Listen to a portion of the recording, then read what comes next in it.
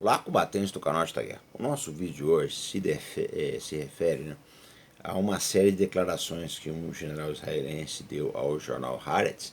O general é o Itzhak Brick, né? Ele serviu no corpo de blindados do exército de Israel, tem bastante experiência, nasceu em 1947, lutou no Yom Kippur, né?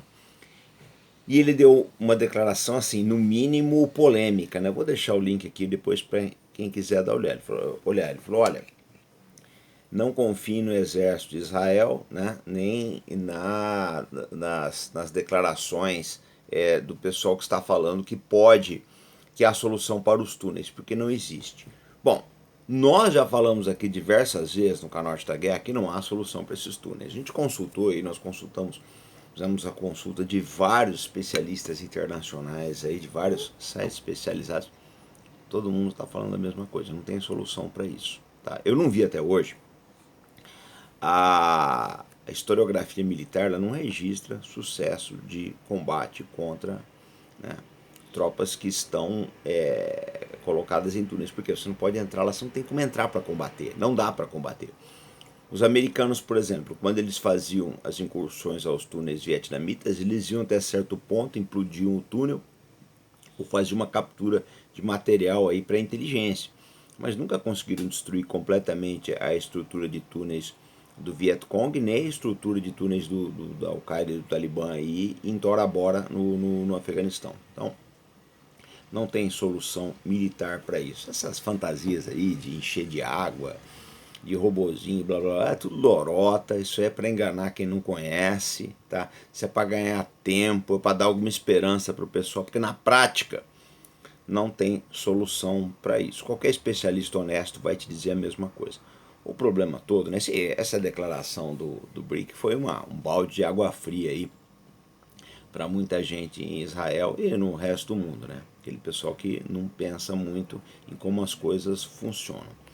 Mas, por que o que ele coloca? Né? Ele coloca uma coisa interessante. Ele fala, olha, embora o exército de Israel tenha frustrado uma boa parte dos ataques que o Hamas tenta, os poucos que passam são devastadores. E a gente vê pela quantidade de militares de Israel que está morrendo. Eu acho que não morreu menos que 1.000 militares de Israel nessas operações em Gaza até agora. Eles falam 500, eu acho que é mais. Eu acho que é muito mais. Nós entrevistamos o Larry Johnson, foi da CIA, ele fala em 3 vezes o número divulgado por Israel. A gente não tem como comprovar, mas eu acho que não é 500, né?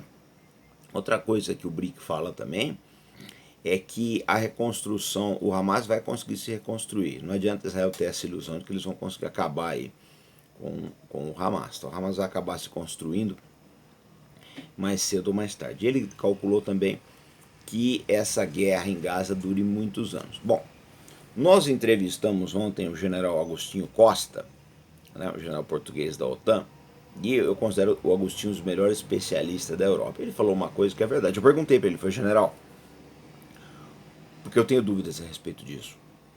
O senhor acha que as linhas logísticas do Hamas estão cortadas? Aí eu consegui cortar tudo. Ele falou, olha, Robson, é o seguinte, pelo mar não entra nada.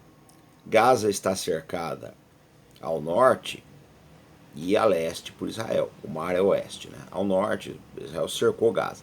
O problema é que ao sul ela faz de fronteira com o Egito e com o Sinai. O Sinai a gente sabe que tem diversos grupos guerrilheiros, a gente não sabe se tem túneis aí. Quer dizer, há uma possibilidade de estar. O Agostinho acha que continua a entrar água aí, armas aí e suprimentos para o Hamas.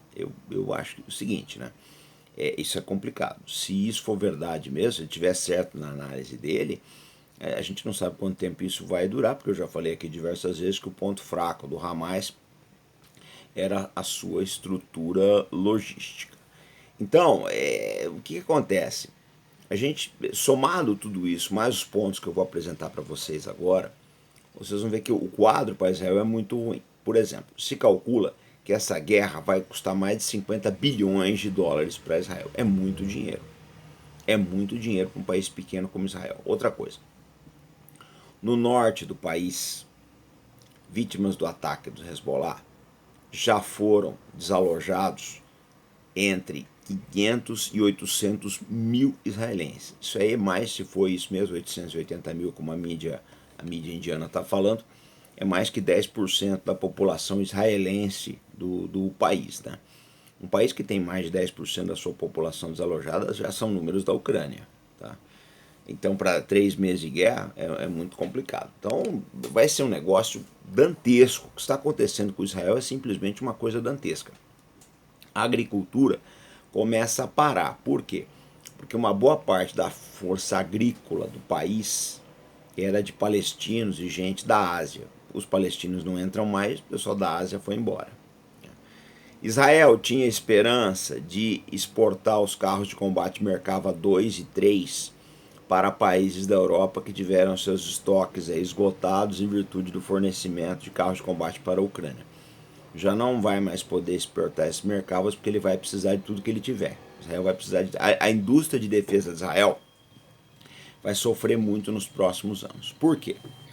Primeiro, porque ela vai ter que atender o país. Segundo, porque ela está se mostrando, né, está se mostrando que não é o que prometia. Prometia uma coisa, a guerra está mostrando que os equipamentos israelenses, cavadeira milagrosa, morteiro certeiro e essas outras fantasias de canal de moleque aí, já estão se provando, né, a porcaria que são.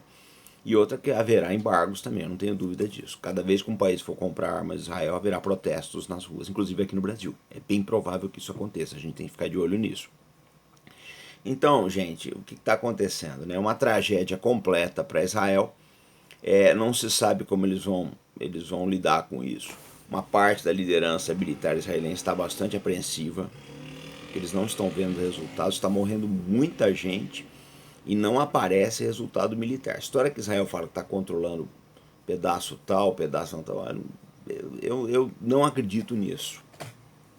Eu não acredito porque eles falam que controlam e dali a pouco acontece um ataque ou outro. Né? Outra coisa que a gente tem que olhar.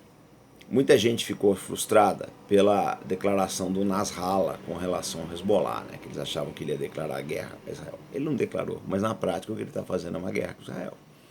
Na prática o que ele faz é isso. Eu vi uma entrevista no Al Jazeera em inglês, um agricultor israelense dentro de uma granja, né? Ele falando com o repórter, no meio da entrevista começou a cair bomba do Hezbollah. Então é muito complicado. Não sei como é que eles vão lidar com isso. Se Israel invadir o sul do Líbano, aí eu acho que é o fim mesmo de Israel. Eu acho que é a maior bobagem que eles poderiam fazer. Porque vão enfrentar uma força muito mais poderosa, muito mais bem treinada e muito mais bem equipada que o Hamas. Se o Hamas é uma tragédia para Israel, o Hezbollah é uma tragédia 3 vezes maior. De maneira que é esse o quadro que nós apresentamos hoje. Eu vou deixar aqui o link da entrevista do general Itzhak Brit, vocês dão uma olhada, tá?